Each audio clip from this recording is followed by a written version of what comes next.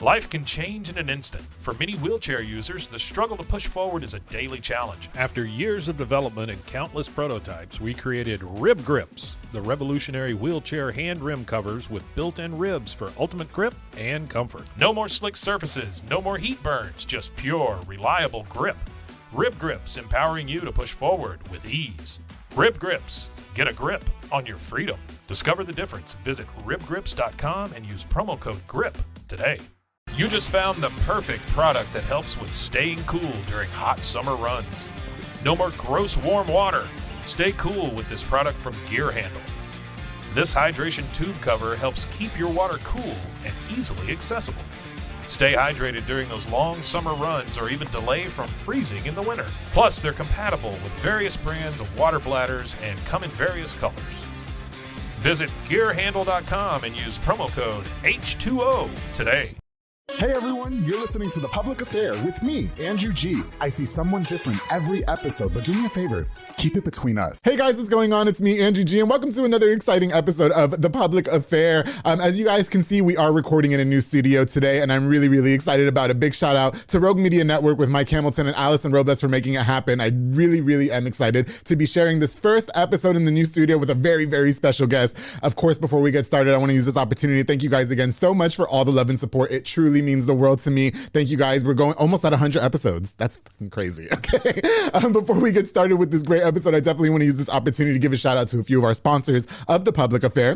This episode is brought to you by Joe Olvero of Four Brothers Constructions. He provides custom home designs and renovations. He also focuses on roofing, remodeling, plumbing, tree removal, electrical work, and so much more. Joe and his entire team of delicious snacks are building affordable dream homes for you. So make sure you call the number on the screen. Joe, thank you so much for being a longtime sponsor of The Public Affair. I truly appreciate you. Of course, the B&J Refinishing with my boy Frank Baiza. He focuses on resurfacing bathtubs, counters, sinks, tiles, and more to original showroom quality. Offers 5-year warranty on most work and has the best prices in town. My boy Frank does not stop there. He also has inflatables, a mechanical bull, margarita machine, tables, chairs, a foam machine, and so much more, making all your parties super lit. My boy Frank does it all. Definitely the hustle, like the definition of a true hustler. I really, really love that guy. Thank you so much, Frank, for being a longtime sponsor of The Public Affair with B&J Refinishing. Of course, to my boy David Santabanez with Alinea Real Estate. He's the #1 sales agent in his office. He'll help you buy a home or sell your home. Make sure you follow him on Facebook at David with Alinea or call the number on the screen, darling, for all your real estate needs. My boy David is over there killing it. Every time I log on social media, he sold a different property. I love it. And we're going to get back to looking for my chateau here in a minute. All right, give us a second. David, thank you so much for sponsoring this episode of The Public Affair.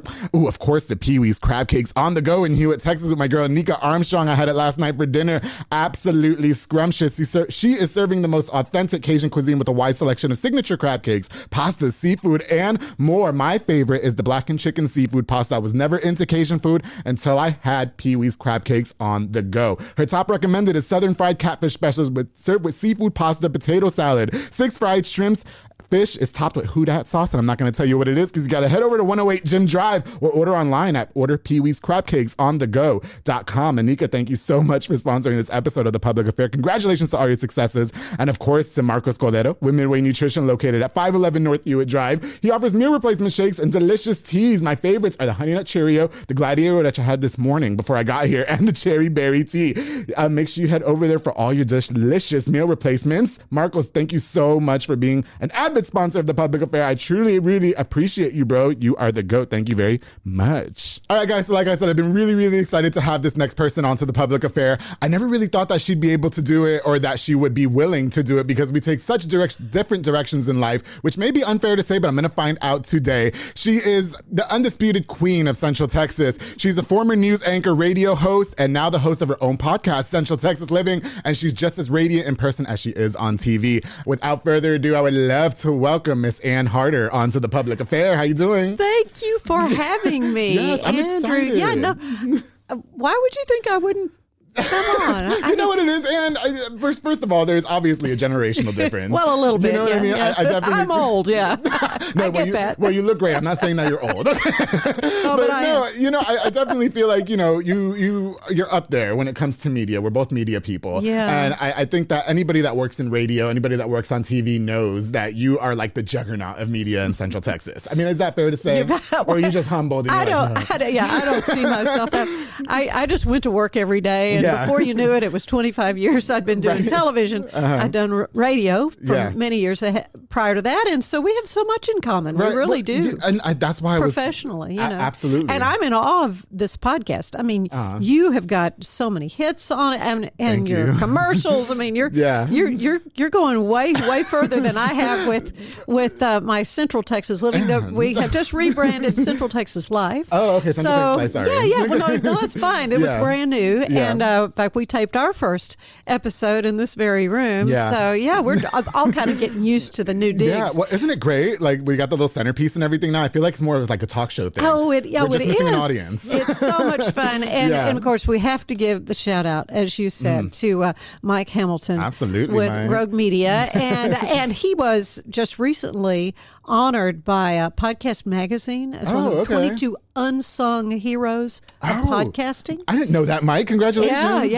He's out there in the studio. And he truly is an unsung hero, because he contacted me the day my announcement of my retirement from KXXV came out. I mean, that day he emails me, goes, Mrs. Harder, you don't know me, but have you ever considered doing a podcast? Right, yeah. I said, of course, I'm an old time radio gal. I listen to the radio. Yeah. What? Well, I sure that sounds like fun, because when you leave a job you love, Right. and have done for so many years, and it's certainly your kind of becomes your identity, Right. Partly. Yeah, you for know, sure, I for mean, sure. I have a life, obviously, but Yeah.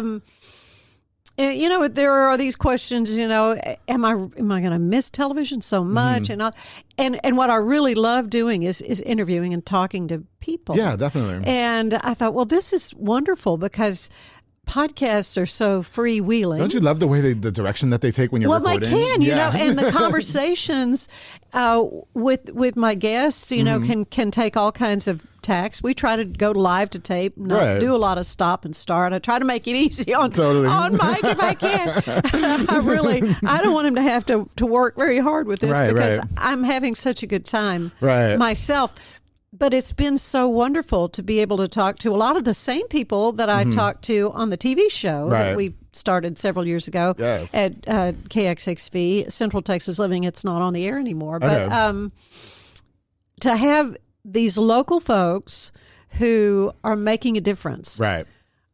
Or somebody who's just decided to reinvent their lives. I mean, I just love talking to people who've taken that step to do something different, and for some of them, they just sort of answered yes to a need they saw, and then end up with a ministry or an agency or that becomes so much more huge than they ever would have thought. And I just love talking to people like that, because I don't see myself as that kind of visionary, or you know, I just do my thing, what it is. But it is what really turns me on from the standpoint of creativity and being able to draw that out of folks. It's so crazy. Like, and you know, I think we're over 90 episodes already. If I'm not mistaken, this is my 90th episode. Yeah, I'm probably up there.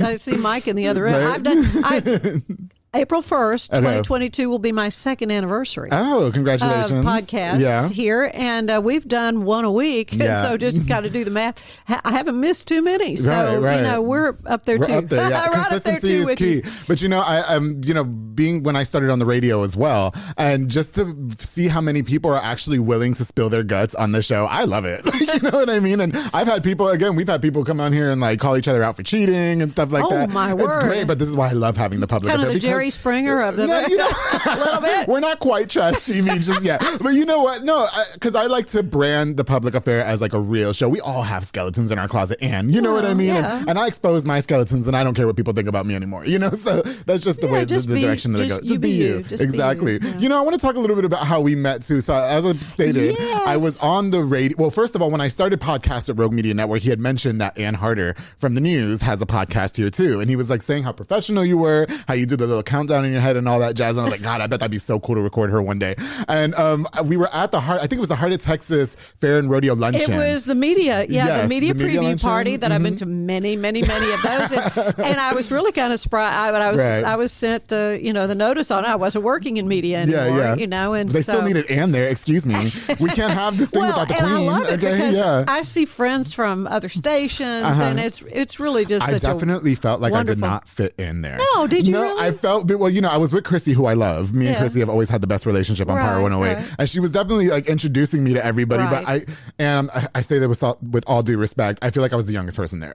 And you probably were. And everybody knew. Well, everybody knew each other, and then it was just me. You know what I mean?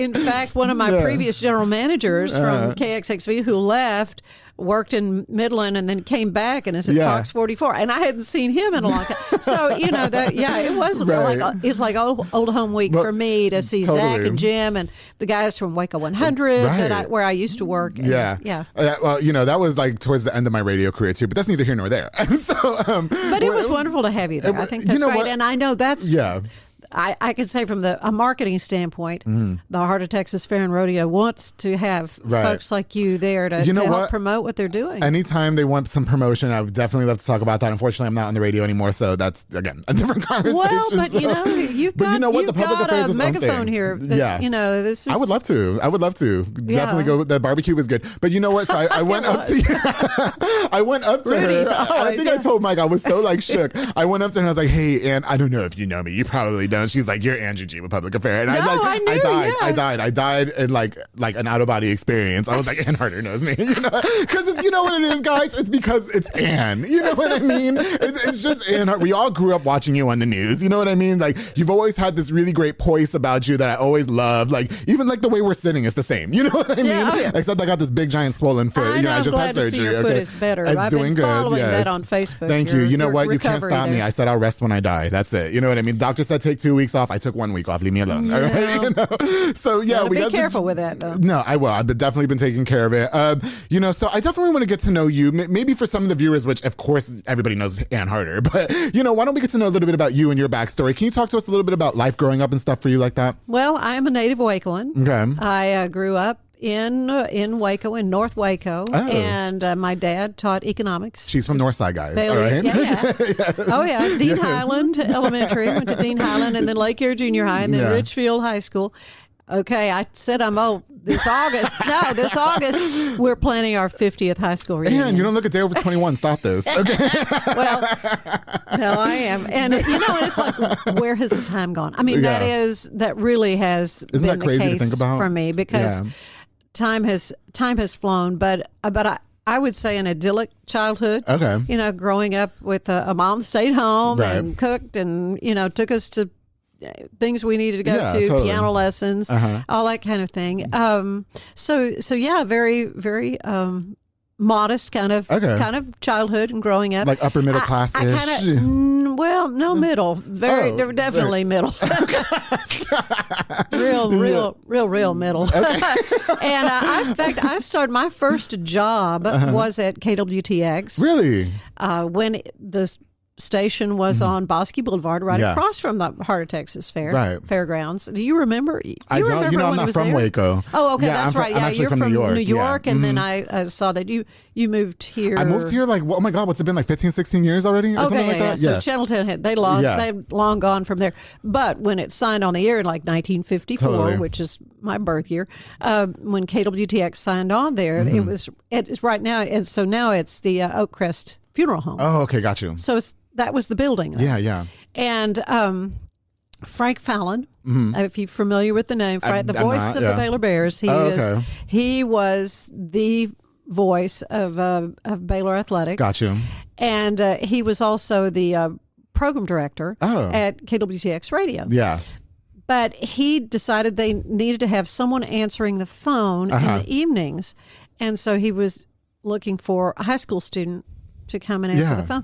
So a friend of mine from church worked there, and she called me and she said, Mr. Fallon is looking for a high school student for a part-time job. And I thought, I'd never babysat. I never had a part-time job. Right. So this was my very first. I've even kept the little pay receipt was like $1 or something that I earned. I mean, which probably went a long way back in the day, huh? Well, no, even then it was not much money.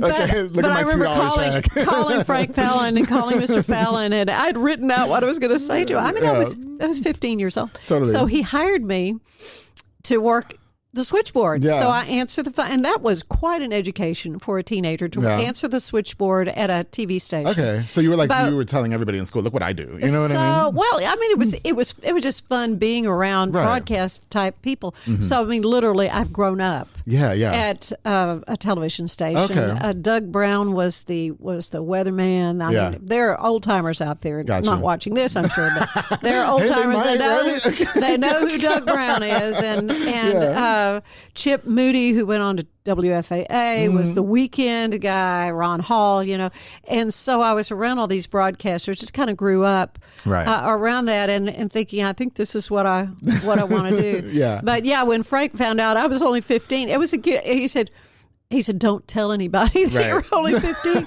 and working here. And I turned sweet 16 when I was working at Were you not allowed to work at 15 at the time? Is right, I mean, there were child labor laws even back in the olden days. I think I had my first job when I was 15, though. We got to work like 5 hours a week or whatever. Yeah, well, anyway. So we kind of pushed that little envelope.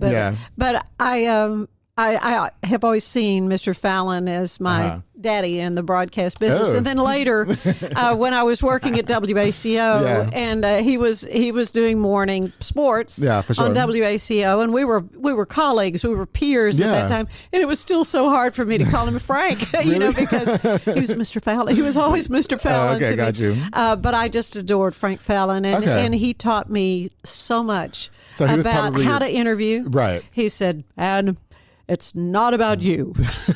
it's about your guest. Yeah, so he was basically a really good mentor for you when it comes to media. Absolutely the best. Okay. The first interview I ever did, he sent me with a little cassette tape recorder, like this, to Baylor University because a celebrity, big-time celebrity at the time named Art Linkletter was at Baylor. Yeah.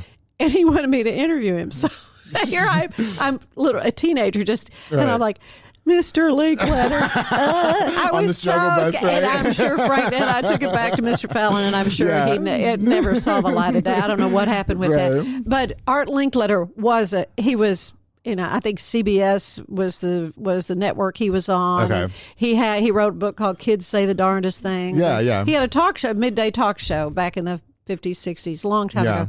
And just charming, and he was so sweet to me. But my first interview ever was with a celebrity. A celebrity, right? Yeah. So I would like to think mine was too. Timo, he's a rapper. Well, there you go. There you go. But people are nerve-wracking. People are just people. Yeah, exactly. And so anyway, I definitely still get nervous when it comes to recording episodes of The Public Affair. Like even after 90 episodes, I was telling my producer that this morning, since I'm interviewing Ann Harder, that I was like using the bathroom on myself. Okay? Please no. I know, not here, not on the nice couches, but I definitely want to talk to you more about your career beginnings, your radio career, definitely the news career, which we all know you from. But before we do that, we're going to take a little bit of a break. And when we get back, we're going to talk to more about Ann Harder, about all her career beginnings and what she's doing now.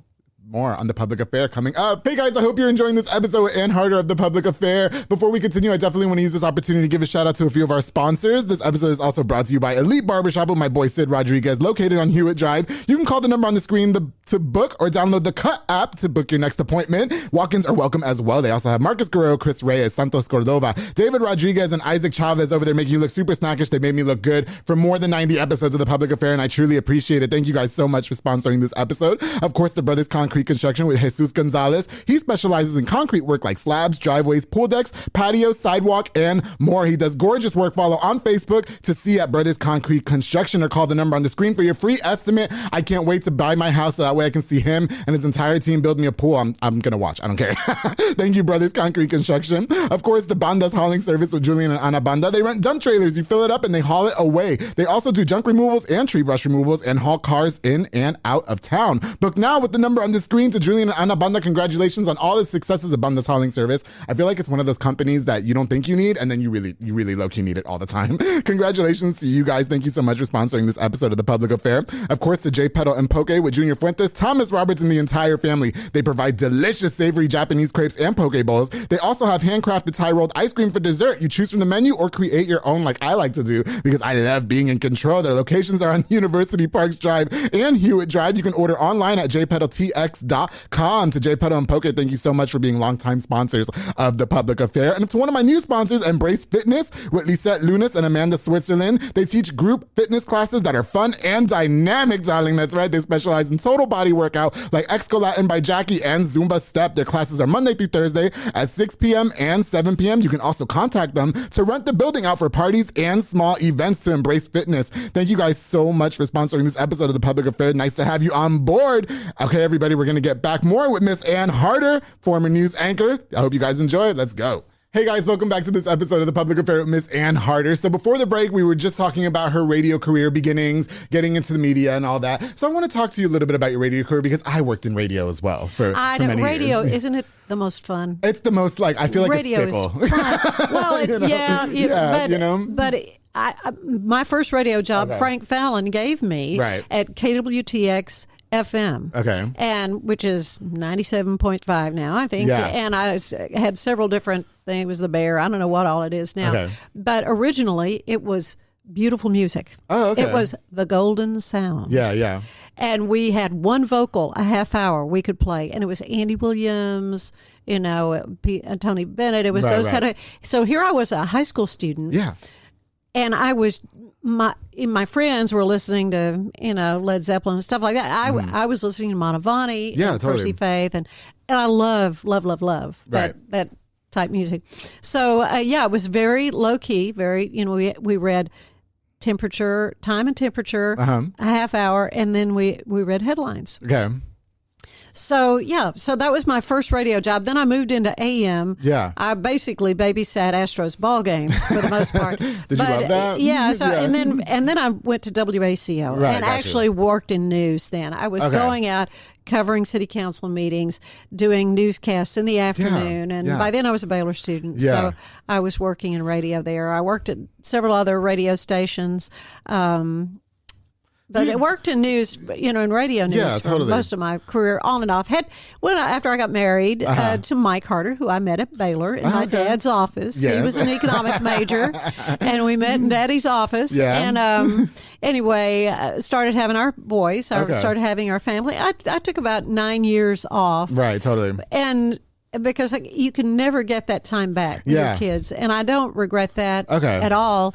And did you quit the radio for 9 and then how did that all work?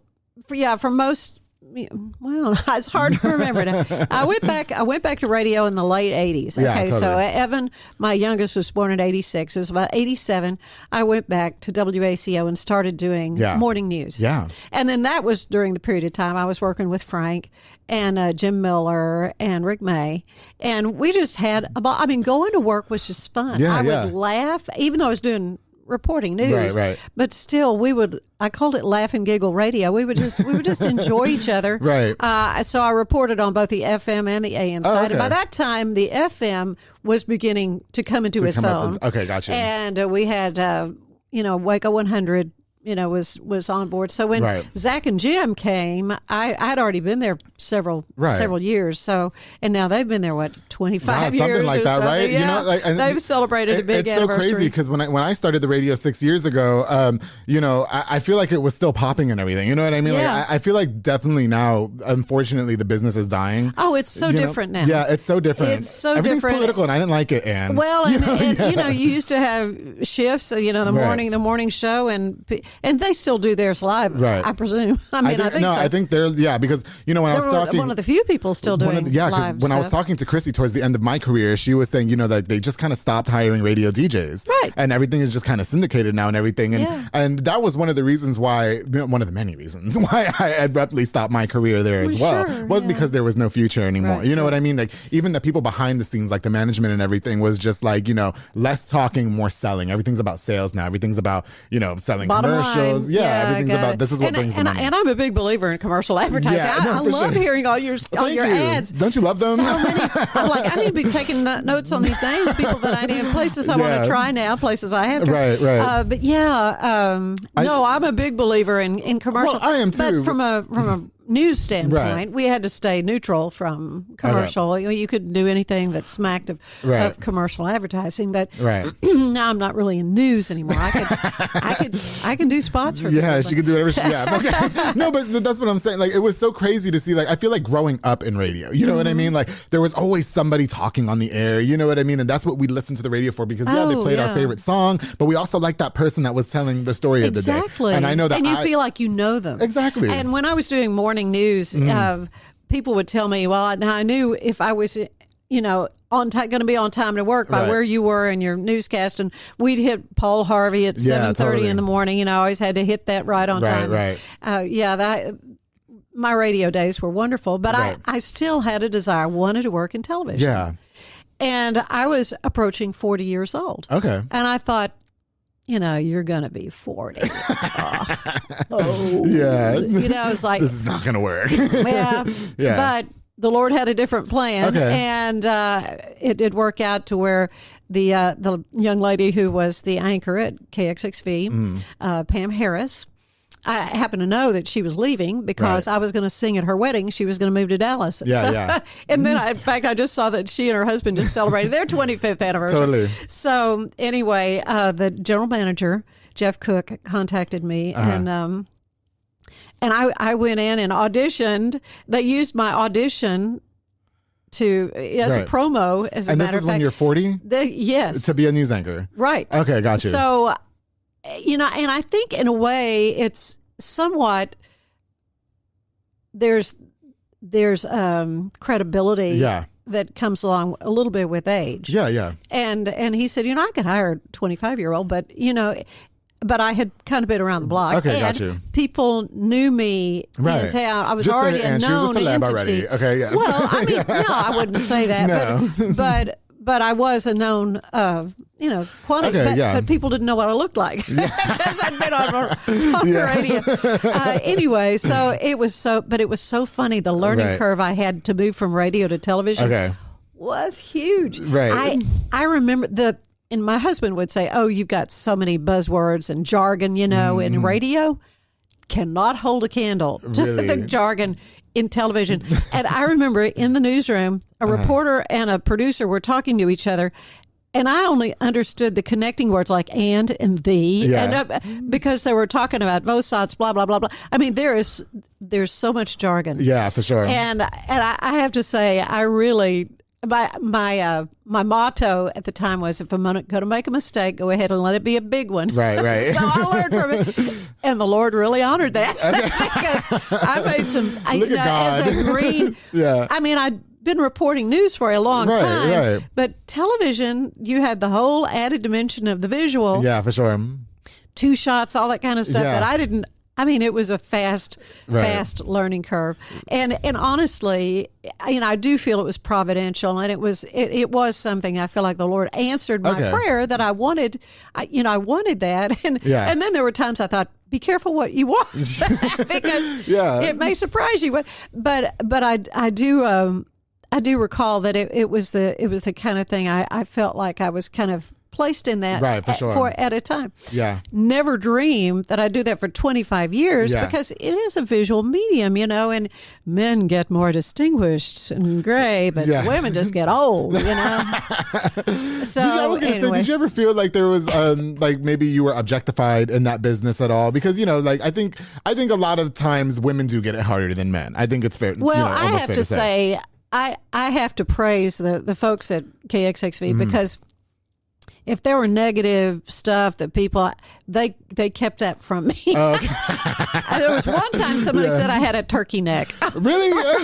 early on. I'm like, I'm sorry, there's not much I can do about Did you get a lot of, because you're obviously on TV, so did you get, like, back in the day, were there a lot of trolls like there are now? Like, somebody always saying, like, oh, she looks this way. I don't, if there were, I was totally shielded from it. Really? And I have to say, I just went and did my job, tried to do it the best of my ability. I was surrounded by wonderful colleagues. Oh, that's good. Who who I just admired their work ethic, and everybody wanted to do a good job. They wanted to get the news out to folks. They wanted to get it right. Yeah. Of course, you want to get it first, and we're still in a competitive. I'll tell you, did Channel 10 beat us on that story? I mean, there's everything's always about numbers. There's right, and of course, then our report card was the ratings. The ratings that would happen throughout the year. Right. So it was an interesting business, but it's changed a lot too over the years, and just the technology has changed so much. It's kind of almost like maybe the same can't be said about the news, but like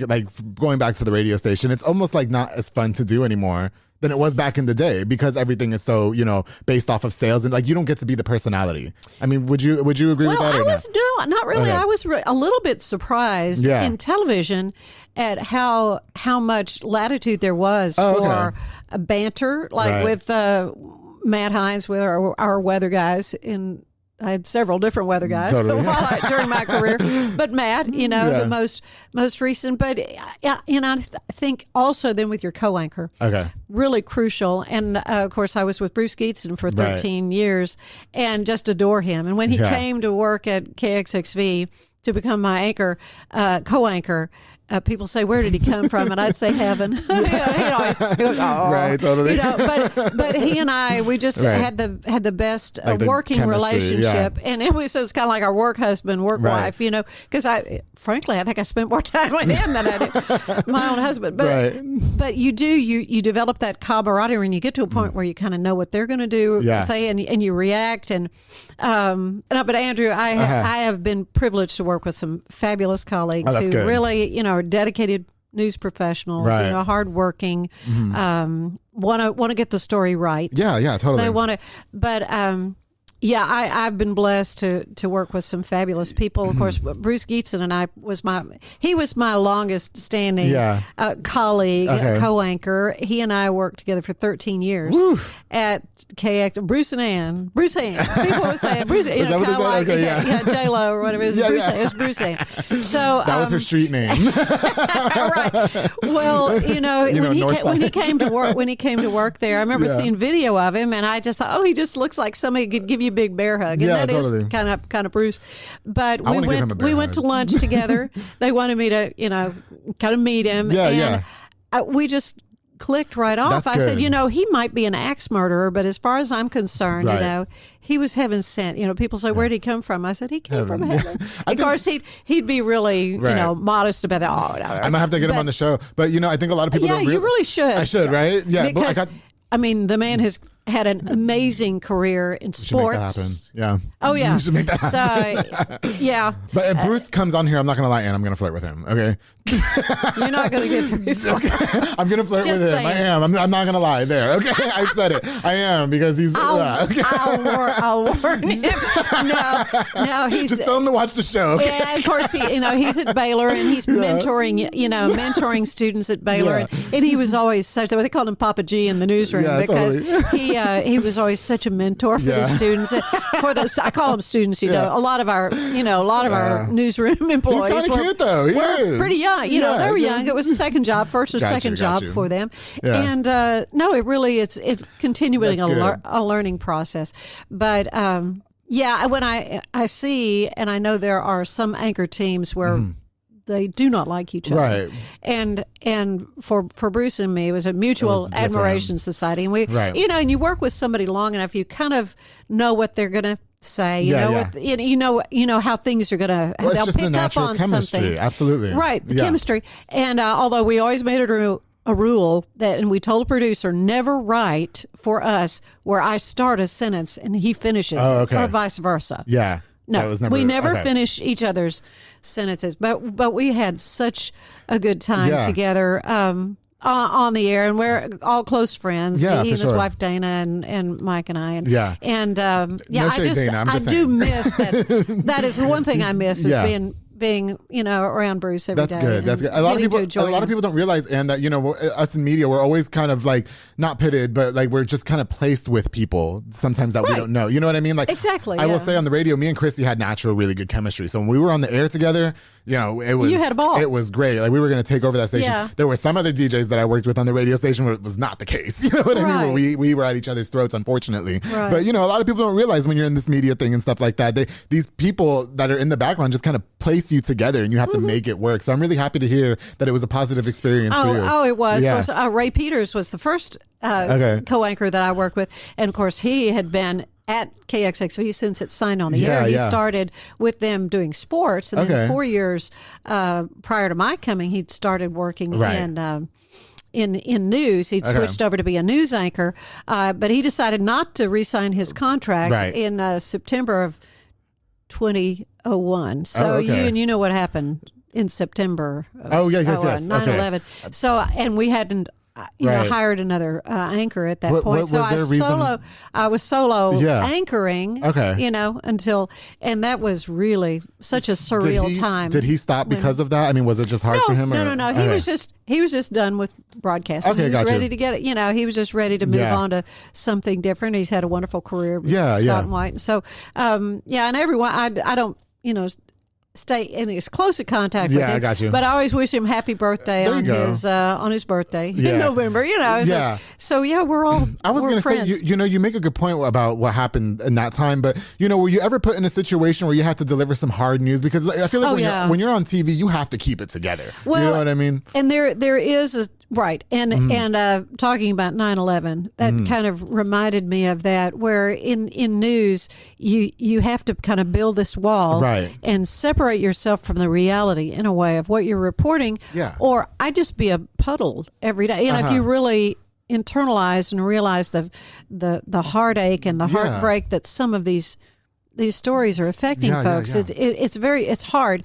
And in a way, I thought, I don't like this about me, that I can kind of harden myself to that and sort of detach, I guess, from that. But it will catch up with you. Really? And that is something that I learned after 9/11. I remember, we were just in the frenzy of reporting locally what we could, when all that happened. And, the American psyche was having a hard time just wrapping their heads around the level of evil. Yeah. That could fly planes into a building and kill thousands of innocent people. I mean, just the whole thing. But you're so busy working and reporting and doing, you don't have a time to really think about it. Okay. But I remember being at home at lunch. I was home alone. I had the TV on, and I was just flicking through. I thought, I don't want to see news. And I flicked it over to, I think it was the Outdoor Channel. And it was a show about Alaska gold mining, of all things. Yeah. And they're showing how to pan for gold and the mountains and the beauty. And I'm looking at that and I'm thinking, of course, at the time we were all kind of brought together by all the congressmen on the steps of the Capitol that sang God Bless America. If you remember all that happening back then. And just the beauty of this country and how we all had this feeling, nothing is the same. Nothing's ever going to, it was like an innocence had been taken from us. Right. And I'm standing in my kitchen alone and just boo-hooing, bawling, weeping. And I realized that just had to happen. Yeah, totally. And we had a wonderful producer, young man. Yeah. 10 o'clock producer, and I can't remember now what the story was. It wasn't. It wasn't the Nidal Hasan shooting. It was something that had. And he told me, he said, I got home the other night. He goes, and I just started crying. Right. And I said, you have to do that because first responders deal with such horrible things. And I always will praise our first responders, our police, how they put their lives on the line every day for folks. And they see and experience stuff that we can't imagine. Right. But people in the media do too. Right. And they have to.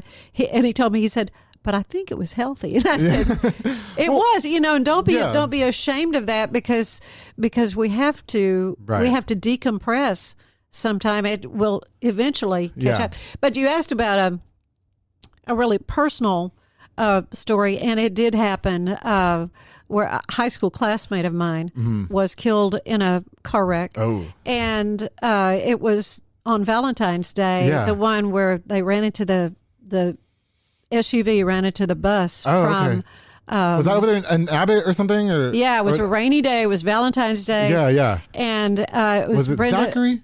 Brenda Doublebaur. Oh, Doublebaur. She was anyway, and her son and my son at Midway High School were good friends. Yeah. And when it was somebody, and then I realized in the newsroom who it was who owned the SUV. Oh, wow. And then I ended up singing at the funeral. Right. So there was part of that. I said, that's Bruce, crazy. and that's where I said, Bruce, you read this story, and so. Yeah, sometimes, but that is probably the closest personal contact that I had with that story. How did Ann Harder shield her emotions when delivering like these really tragic stories on TV? Because you guys always have to report like murders and stuff like that, and maybe sexual assault cases and stuff. And yes, and that was one thing that I kind of felt like I was put there to. Mitigate some of that because there were some stories that were not good at all. Totally. And some of our young reporters, they would write just well this is what happened. I said no, you have to think in terms of a mom is standing in the kitchen, the TV is on, her 7-year-old is there, right? The 7-year-old is hearing that. So you got to figure out how to write that to where we understand what's going on. But you see what I'm saying? I mean, there were like, it could be in the... Well, it's the news. During the testimony of the trial, he pulled her panties down or something like that. I said, we cannot say that. Oh, okay. Because that 7-year-old's go, Mommy, he did what? Yeah. So I would tell our producers and our reporters, I said, just always think in terms of my beloved, 5-year-old niece could be hearing this. Yeah. How does this need to be written to where she's not just... So is that how it works as you guys as anchors? So somebody writes the story for you? Like, I mean, you guys have probably like younger journalists. We were the last line of defense for what was going out over the air. Okay. And so really what Bruce and I did for, the bulk of our career was editors. I mean, we would report sometimes, but we were taking in what our local reporters had written or our producers had written. And reading it, making sure we understood it. Oh, okay. Because if we didn't understand it, how were we going to communicate that to the viewer that they understand it? Because that was the beauty of it, having a lot of eyes looking at stories because you can get in trouble legally. There have been plenty of TV stations that have been sued over this or that or the other. Alleged. So I mean that's pretty much the old word allegedly. Before we get sued, I don't have money for a lawyer right now. I always use the word allegedly. Yes. But I mean those were the kind of things that I would kind of that's cool always to know. Be aware. Yeah, and that's cool to know because a lot of people don't realize so if you did report like you said, you're the last line of defense, if you will. And everybody will blame you if something was either misinterpreted. Like listen, I'm 30 years old. I have never knew in the world that there was somebody who wrote what you guys reported. You know what I mean? I always thought that's we just make it look like we're just telling you what's happening. We're reading the prompter. But see, nobody knows that. So when you're saying Susie Q beat the crap out of Stephen O or whatever the case is, and that wasn't what was everybody will think that that's what you falsely reported. You know what I mean? So is that the case in most stations? Sometimes have Bruce come back on it, and I'll come in. We have some of the funniest things that happen. Some funny copy that was written that we would just get so tickled at. Right. Were you ever put in a situation where you got backlash for something that you reported? Well, I'm trying to. No, I mean, obviously nothing that just really jumps out. How could she say that? Like she doesn't know the story type thing. You know what I mean? No, I mean, we try. I mean, we certainly tried it. Yeah. And if we got something wrong, which, because it is a medium where you want to get it out and get it first, but you want to be sure that it's right. If something was done wrong, then we'd correct it. Yeah. Or we'd run a retraction and I could say in the 25 years, I can only think of a handful of times that I read a story saying, we reported this and this was not right and we want to, not very often because there are a lot of people that were looking at the news before it went out there. And so at that point, do you have an opportunity to go back and say, hey, we misreported this and this is what really happened? Or, and in a lot of cases, it just new information comes out. Oh, okay. And that's why it's so crucial that you attribute. Yeah. That it was never supposed to be. Ann Harder said so-and-so said that. It was police report that. Oh, okay. It's about using your words. Yeah. According to the whatever, you're always that's attribution. Yeah. I mean, you attribute Take that note. Yeah. Right. Somebody else using that on the podcast. And I know it's a Fox thing, but it truly is right. And the whole "we report, you decide." It's not, they weren't hiring me to give my opinion about stuff. Okay. They were hiring me to report what news. happened. Right. And a good news story is going to have conflict. Yeah. And so you're going to have two sides, maybe more sides than two. Yeah. And I always kind of said, if I'm doing a story and I've got both sides on, and both people are like, well, you did me wrong. Well, you weren't fair. If both sides are telling me I wasn't fair, then I probably hit it right on the head. Okay. I was probably right where it needed to be. Right. But yeah, because it's, and there's been a lot of criticism of journalists and mainstream media for being advocates for one side, for one political point of view or another, and it's justified, right? Because I think what's happened, people don't trust what they see, or they find their own little echo chamber that mirrors what they think. Yeah, for sure. And it's not what it used to be. Yeah. And so and I think on the local level, it's more still pure journalism. Yeah, I got probably more likely than even what you get from the national side. You guys have to be like you're a lot more innocent than they perceive. Okay, you're simply just reporting the news. You know what I mean? Yeah, and that's the point. I mean, that's what they hired us to do is to report what happened. Yeah. To let both sides tell their point of view, and but there are so many ways to massage a story, and that's the thing about television. I'll never forget. It was an interesting situation where. This was a long time ago. It was okay, and it's where a picture says 1,000 words. Yeah, and the creative aspect of television happens in the editing booth. Okay, because what shot is put where can change the whole meaning of the story. Okay. So this is a very simple thing. Totally. Troops were heading out for somewhere. And the wife of a soldier, embracing, oh, goodbye, whatever. Yeah. And then a commanding officer, she, but what she had done, what had really happened was she had gone to the wife and tapped her and said, come over here, your husband's over here. Yeah. Did that. The way it came out on the air was embrace. And then the officer was consoling her. Oh, okay. Not at all how it happened. You see what I'm saying? Yeah. You have to be very careful what you're watching, because something as simple as a shot being put in a different place change the meaning of the whole narrative of everything. What happened. Yeah, for sure. Yeah. Simple thing. You know what? Is there any behind the scenes things that you could tell us about like news stories and stuff like that? Like is there anything that you guys ever talk about outside of the reporting, standpoint and everything? You know what I mean? Like kind of, I don't know, is anything scandalous ever happened behind the scenes, if you will? Well, we want to know, Ann. We're curious. I'm just gonna say my motto was I want to be the last to know. Oh. I did not want to be privy to any scandalous whatever, and because this is such a small town. Do you see what I'm saying? It is a very small town, and people talk.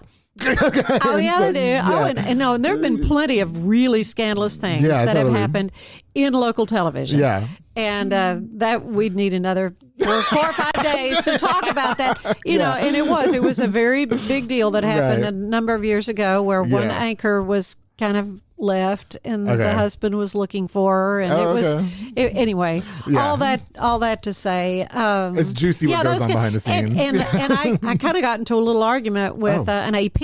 I was a stringer for AP, and they wanted me to do this story, and I said, I have promised the husband in this scandalous situation I was not going to report it, and I said I'm not going to do that because it had all gotten settled, but it had become this big tabloid thing called Anchors Away, and where an anchor had run off with not going to get into all that because this family has put their lives back together, and anyway, it's all, but it was really disturbing to me at the time to see how something that was just a problem between a couple of people could become literally an international story, because a current affair, which was a tabloid esque yellow journalism kind of show had picked up on it. They were camping out in front of these people's houses. I mean, it was a major story. Okay. Even my idol, Paul Harvey, had even reported it.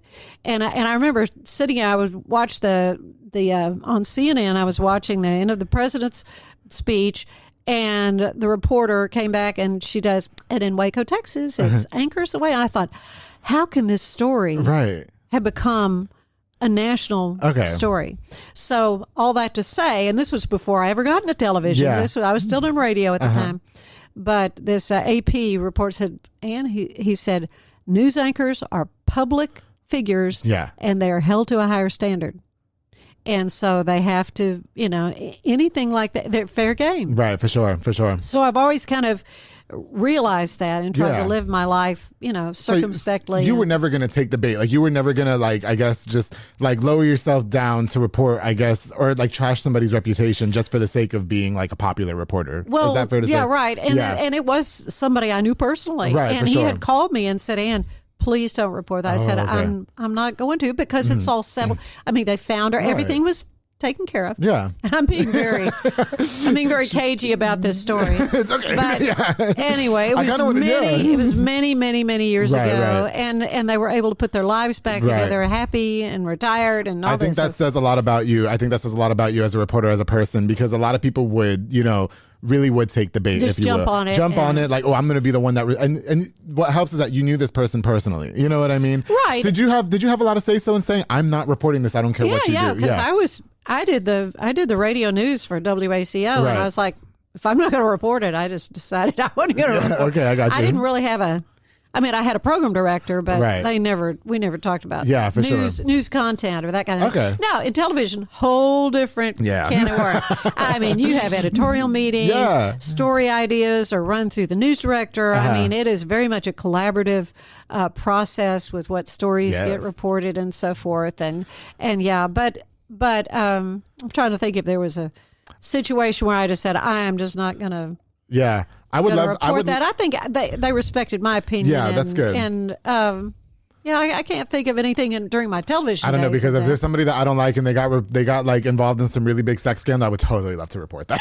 You know what I mean? I'd be all over that. I would be all over that. Oh yeah, he really was gay. You know what I mean? We knew it. Put him in my anyway. You know what? So the news career is over. You retired. It's not over. Oh, okay. Well, I did. I retired 2 years ago, and a year into my retirement, the news director called and said, Ann, we need you back. Would you come back and just do 2 stories a month? Okay. And I said, on what? Well, just report on things in Texas. And I thought, well, that's general. Yeah. How to be able to. So that's now a year into traveling Texas with Ann Harder. Right. Yes, Richard Carr Motors sponsors. So and shout out Richard Carr Motors. That's right. There you go. You're right. And so it's been a delight. It's been so much fun to go and I call it Ann's bucket list, because I've gone and done stories, places that I've intended to go and visit and hadn't had the time to do. Yeah, for sure. Or places that I just want local people to know this would be a fun place to go for a day trip or whatever, things to do. And anyway, the one that's coming up next, we do them twice a month, first and third Tuesdays of the month during the 6 o'clock newscast, the second half hour. So it airs between 6:30 and 7. Traveling Texas with Ann Harder, and I went to the governor's mansion. There you go. And I'd always wanted to tour the governor's mansion. Was it hot? Did you love it? It's beautiful. It's lovely. It's an antique home that was built by Abner Cook. Okay. And the governors, one of their golden retrievers was running around, came up to me. So we've got video. Peaches greeting me. Hey, that's my jail name, Ann Harder. That's my jail name, Peaches. Is it Peaches? Okay, if I ever go to jail, it's going to be Big Peaches. I said that, right? Okay. So now you have your own podcast with Rogue Media. Okay. Yes. So the decision to go from being a news anchor, you retire, and now you have a podcast, Central Texas Living. Well, Central Texas. You said that, yeah. Central Texas Life. Central Texas Life. Got you. Can you talk to us a little bit more about that? Yeah. Like she's quoting us for health insurance. No, it does sound okay, that's what the podcast is about. No, it's not. No, it's not. Can you talk to us a little bit about your podcast? Is. I'm not clever. Come up with the public affair. That is such a clever name. And this is a very rated X name. Okay. Well, I know it's got a little double entendre. I understand that. That's why I'm scared that Bruce Geeson won't come on. I'm just not clever that way. But I do love talking to people and hearing their stories and hearing the wonderful things that they do. And so now I need to have you come be a guest on Central Texas Life. I don't want to trash Central Texas Life though. That's the thing. Okay. I can I feel like I would poison the show, right? I think I can handle you. No, yeah, she's got it. I would love to be a guest sometime. You want to know what? I am so grateful that you got to be a guest here on To the Public Affair. Unfortunately, we are running out of time. But can you, before we wrap up, can you talk to us a little bit about what's next in your career? Maybe a little bit about your personal life. Like, do you have time? I mean, you're doing all this other stuff. Like, you're still working. I'm really busy. Yeah. Well, and I've always been a girl who can't say no. And and then when I retired, it's like, oh, I'm retired. I have time for that. Yeah, well, totally. So I've got to learn how to say no to stuff. But I have some volunteer jobs that are really big ones. And one is with the Waco Symphony Association Board. I'm going to be their incoming board president. Yeah. And I'm feeling a little bit daunted by that. There's a lot involved, but I love classical music, and I love the fact that Waco has this gem of an orchestra, and so I want to. We got an amazing board, a large, hardworking board, but people who are passionate about keeping this wonderful element. I got you. That makes Central Texas such a great place to live. Having a symphony orchestra is, that's crucial to a lot of people. That sounds cool. Yeah. And I want to invite you to come to our concerts. I'm in. Hello. Yes. Oh, yeah. I'm going. So yeah. I'm gonna get like one of those really nice outfits like in the Met Gala. Okay. There you go. You can dress super sophisticated. Waco Hall. Yeah. Yes, and then hopefully Bruce Geeson will be there, and I'll look super hot. And it's. I'll introduce you. Yeah. Okay. I'll introduce you. But so I'm staying busy with volunteer stuff, and I do some singing around town. And, good. So I have a little songstress. I told you guys she was a queen. Okay? Well, yeah, of course, not country music. I do kind of jazz, old standards. Oh, really? Okay. Are you singing American around town and stuff? Or? I do some, yeah. Different, Aaron, hello, we need to see different groups. I would have never caught you as that type of person that sings. Oh, yes. I've sung the national anthem. Really? A lot. Yeah. Well, and some of it was, the news lady, she sings. And so they'd ask me to do and then I'd sing the national and they go, you can't sing. So anyway. I want to see, but I have one last question for you. What's the biggest, it sounds like I really misconceived you. Okay. What's the biggest, well, in the beginning, right? Like I thought she'd be more stiff. You know what I mean? I'm very ordinary. You could call me queen. What's the biggest misconception about you, Ann? Was there something that surprised people about you ever in life? Because you're mainly known as like this poised news anchor on TV. You know what I mean? Right. Always got it together, makeup on point. And in my head, that's not. Like a lot of people, I can go through periods where it seems like everything I do has just messed up. I have just like everything I touch turns to dust. I was like, I'm supposed to be Ann Harder, who can but it's like no. Regular, so So I have a lot of self-doubt and a lot of. I got you. But I want to do things right. I want to honor the Lord really in what I do. I mean, first and foremost, and be somebody. This is something I heard Holly Tucker say on your show. You said, I want to be something that girls would look up to and want to emulate. And I thought that's so precious because that really, and they do. And she's great. She's a queen. I love her. She is a queen. That's why I've known her since she was like 10 years old. Really? We sang on gospel shows together. And I mean, even when she was a little girl, it's like, this gal has got pipes. Wow. I mean, she can sing. So to see what's happened. To see what's happened with her singing is not a surprise to me. Yeah, at all. For sure. But she, yeah. Yeah, no, I got you. I think a lot of people think that we are just. I'm the same way. I just go home and go to bed. You know what I mean? Yeah, we're just ordinary people. But what's great too is that you sound like you're your own worst critic. Which I think is very humbling because I'm the same way. So and you have to be and you have to. There's a balance there too because sometimes you can be too hard on yourself. Totally. And what I have found through all these years of broadcasting is that sometimes you say something and it, Listen, I don't regret anything I said. Okay? That's right. Yeah. Just Bruce, slip of the tongue or what, something come out right. Like Bruce's big one was he called it a space shuttle instead of space shuttle one time. I can say that on a podcast, kind of. Well, anyway. I have to poke fun. I was very open on the show that I did just go on a date with a news person. So I was did you? I was, yeah. Okay, well, I put his business out there. No, that's not. Okay. He's really nice. Tell you after this time. But anyway, and it was really, really nice having you onto the show. I really appreciate you coming on. You were a joy. You're so much fun. Thank you. I'm trying. We're just getting used to this new environment here, this new atmosphere. So it was really great. Isn't it lovely? It's really great. Thank you again, yes, Mike I'm really happy that you were Allison. my first guest in the new studio that we have here, and only more to come. And I really am grateful that I finally got to have you onto the Public Affair. It was really an honor to interview an interviewer. A news reporter, you know what I mean? A legend in town, an absolute queen. So thank you again so much. Thank you to everybody who tuned into this episode of The Public Affair. Don't forget to like, share, and subscribe. Before we go, I definitely want to give a shout out to just a few more of our sponsors of the show. This episode is brought to you by SoCo Soccer Academy with Dominic Gutierrez and Ariana Gutierrez, located at 3304 Franklin Drive. They offer team, small group, and individual skill training, and they have elite skills training to make your kids a superb star athlete. They have open play on Mondays and Wednesdays for 16 and older at 8:30 p.m. with Coach Morrow, aka Silly, I call him Silly Buns because he is. Okay, only $5 to play. Make sure you follow on Facebook at SoCo Soccer Academy and on Instagram at SoCo Soccer 254. Thank you so much, Dominic and Ariana, for sponsoring this episode of The Public Affair. Of course, the Pollo Box and Audio with my boy Jeffrey Monreal, home for all your LED needs and auto accessories, installation of stereos, door speakers, and audio systems. He also specializes in building custom subwoofer enclosures and much more. He's definitely a jack of all trades. Your one-stop shop to get everything done in one roof. To Jeffrey Monreal, thank you so much for sponsoring this episode of The Public Affair, bro. You're the GOAT. Of course, the fat boy Michelada and Botana, my boy Junior Banda, who provides the best Michelada and Botana plates for yourself or for a party. He has a menu of a ton of different items, including Botana bowls, chamoy, pickles, and more. You have to try it. It's really good. Sounds great. It's delicious, darling. He's locally operated, so make sure you get the best and not the rest. Follow on Facebook and Instagram at Fatboy Michelada and Botana and place your order now. Junior, thank you so much for being a longtime sponsor of The Public Affair. And of course, to Sonia Childers with Sonia's Event Planning and Rentals. And she's an event planner that specializes in weddings, quinceañeras, baby showers, corporate events, and more. Appointments only, so make sure you schedule a consultation at shoulders1994@yahoo.com or call the number on the screen to book your first consultation. Take the stress of planning your event off your shoulders and let Sonia handle the rest. Thank you so much for sponsoring this episode of The Public Affair, girl. Thank you guys again so much for watching this episode. I've got more of The Public Affair on the way. Of course, to Miss Ann Harder for coming on to The Public Affair. She let me be me. I felt comfortable. I was really happy. Okay. Wow. Yes. Good. Thank you. And we will return the favor.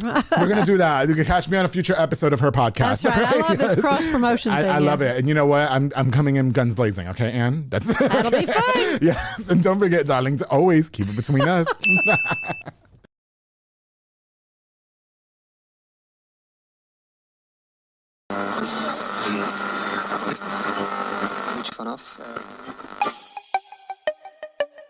This has been a Rogue Media podcast.